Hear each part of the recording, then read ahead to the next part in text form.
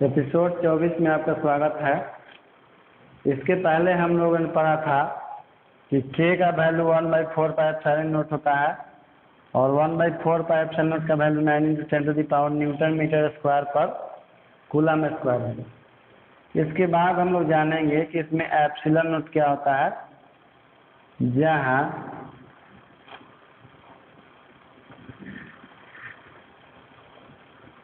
Epsilon note मुक्त आकाश की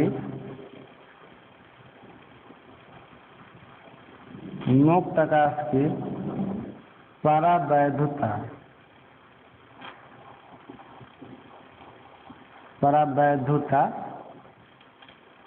होती है,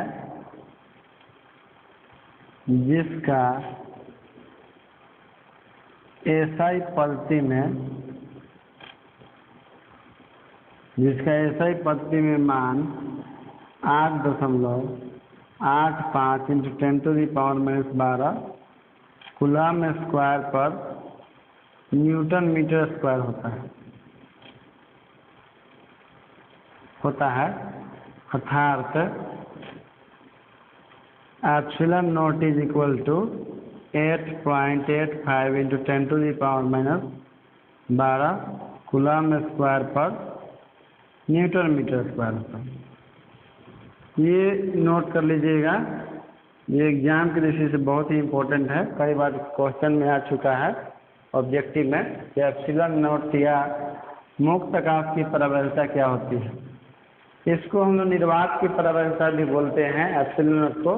तो जब भी पूछे कि निर्वात की परावैधुता या विद्युतशीलता या मुक्त आकाश की परावैधुता कितनी होती है, तो epsilon naught is equal to 8.85 × 10⁻⁻12 coulomb square पर न्यूटन मीटर स्क्वायर होता है।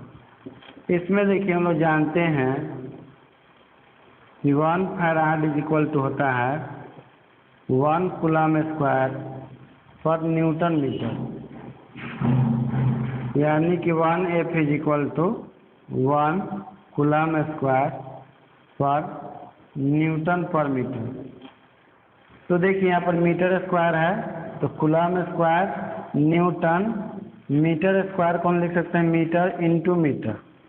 तो देखिए इसका एक और फॉर्म में होता है वैल्यू 8.85 × 10⁻⁻12 फैराड पर मीटर, या इसी को बोलते हैं 8.85 × 10⁻⁻12 फैराड मीटर इनवर्स। दो फॉर्म में हम लोग इसका मान याद रखते हैं, इस फॉर्म में भी और इस फॉर्म में। एग्जाम में किस फॉर्म में पूछेगा ये कहा नहीं जा सकता है। देखिए समझ लीजिए, जैसे कूलम स्क्वायर पर न्यूटन मीटर स्क्वायर है, तो इसको हम लिख सकते हैं कूलम स्क्वायर न्यूटन इस तरह समझ लीजिए, coulomb square divided by newton metre square. तो coulomb square newton metre into metre, या इसी को लिख सकते हैं coulomb square by newton metre into 1/मीटर। अब देखिए इतना का वैल्यू जो है फैराड की इक्वल होता है, तो इसकी जगह आप लोग फैराड लिख देंगे तो बचेगा 1/m। तो फैराड बाय मीटर, तो इसी को हम लोग लिखते हैं फैराड पर मीटर या फैराड मीटर इनवर्स। इसलिए इसको हम लोग इस फॉर्म में भी लिखते हैं फैराड पर मीटर, क्योंकि देखिए इसको सोल्व करने पे इतना है ना, या फैराड मीटर इनवर्स भी लिखते हैं। एप्सिलॉन नोट का ये मान है, इसको ध्यान रखिए। चलिए इसके बाद हम लोग पढ़ेंगे कि एप्सिलॉन नोट जो है ये तो मुक्त आकाश या निर्वात की परावैधुता होती है, जिसका मान हम लोग जानेंगे कि 8.85 × 10⁻⁻12 कूलम स्क्वायर पर न्यूटन मीटर स्क्वायर होता है। अब हम लोग जानेंगे कि एप्सिलॉन नोट का बीमा क्या होता है और इसका मात्रक क्या होता है।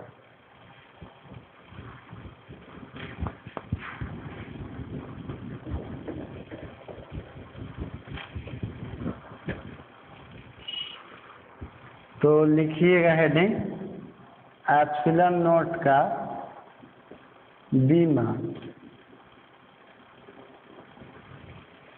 हम लोग फार्मूला जानते हैं कि F is equal to 1/4πε0 Q1 into Q2 बटा में R स्क्वायर।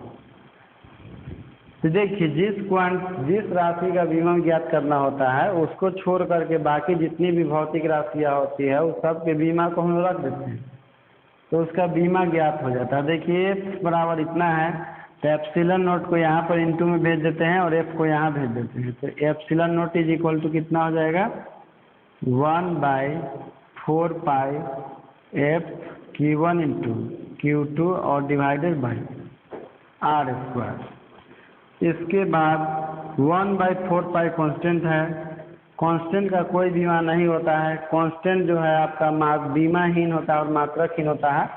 1/4π का कांस्टेंट नहीं होगा लेकिन 1/f तो बचेगा। तो 1f का बीमा जो है आपका होता है m/2। ये आवेश है, आवेश का बीमा होता है 80।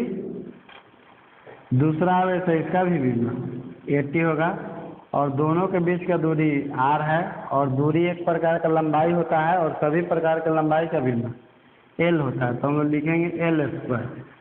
Epsilon naught is equal to a से a में इंटू होगा तो क्या हो जाएगा a स्क्वायर और t से t में इंटू होगा तो t स्क्वायर। इसको हम लिख सकते हैं m L³ T⁻²। इसको हम लोग ऊपर ले जाएंगे तो हो जाएगा m⁻, L⁻3 t square a square t⁴। Epsilon naught is equal to m⁻, L⁻3 a square t⁴। ये एप्सिलॉन नोट का बीमा हो गया। यदि a के स्थान पर I लिखा जाए विद्युत धारा का बीमा तो इसका बीमा कुछ इस प्रकार से हो जाता है m⁻, L⁻3 I स्क्वायर और t⁴। इसको आप नोट कर लीजिएगा, ये एप्सिलॉन नोट की बीमा होती है।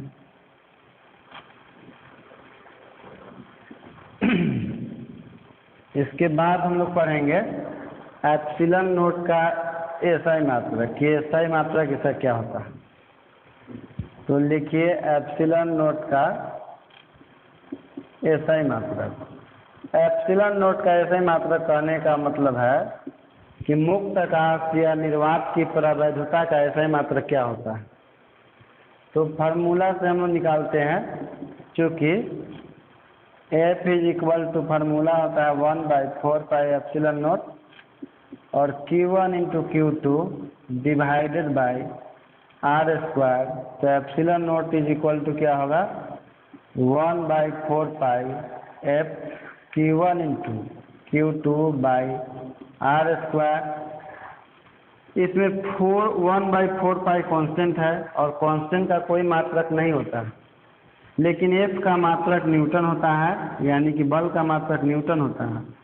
आवेश का मात्रक कूलम्ब होता है, दूसरा आवेश उसका भी मात्रक कूलम्ब होता है और सभी प्रकार के दूरी का मात्रक मीटर स्क्वायर होता है। Epsilon naught is equal to coulomb square बटा न्यूटन मीटर स्क्वायर। इसको देखिए हम लोग 3 फॉर्म में लिखते हैं, यानी कि 3 इसके हम लोग विभिन्न रूपों में लिख सकते हैं। Coulomb square by newton metre square. या एक और काम कर सकते हैं कि न्यूटन को हम लोग ऊपर ले जाएंगे तो कूलम्ब स्क्वायर, न्यूटन को ऊपर ले जाएंगे तो न्यूटन इन्वर्स हो जाएगा, मीटर को ले जाएंगे ऊपर तो मीटर इन्वर्स हो जाएगा 2। या इसी को हम लोग इस फॉर्म में भी लिख सकते हैं कूलम्ब स्क्वायर पर न्यूटन मीटर स्क्वायर। तीनों में से किस रूप में पूछेगा एग्जाम में ये कहना मुश्किल है, लेकिन आपको तीनों एक ही रूप है, केवल अलग अलग तरह से लिखा गया है।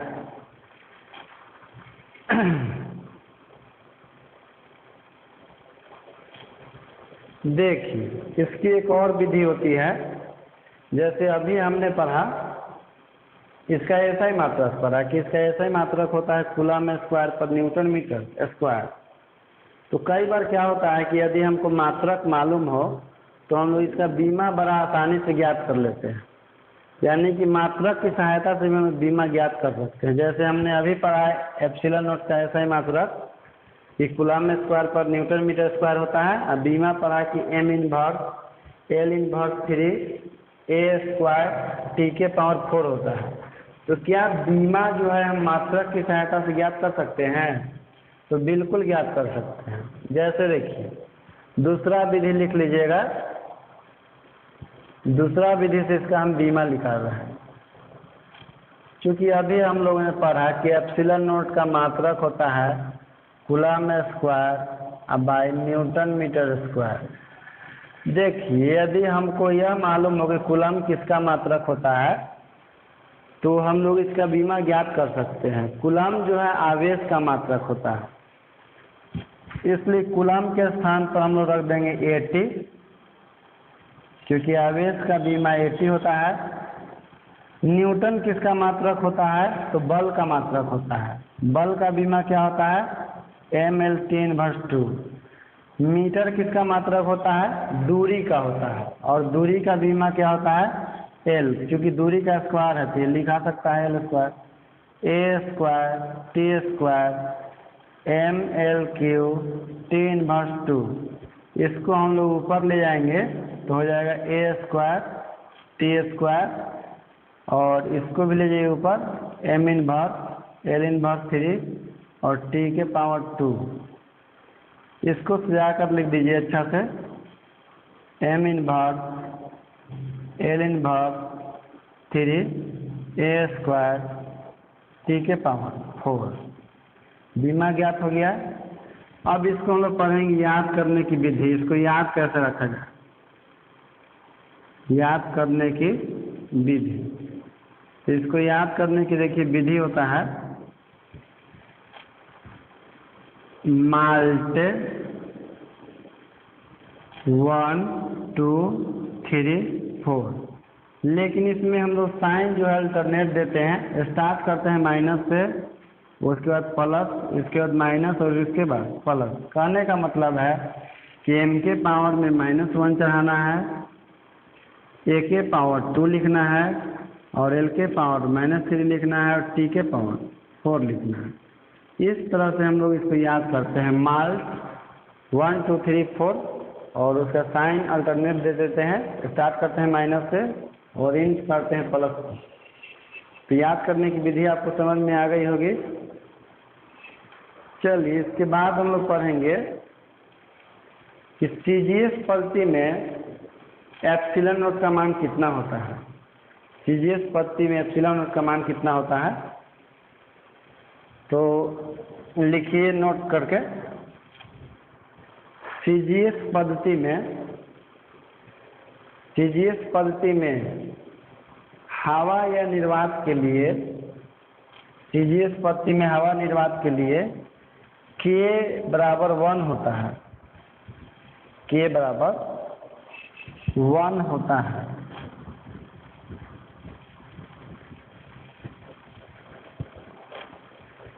होता है। अर्थात K बराबर 1, इसलिए F इज इक्वल टू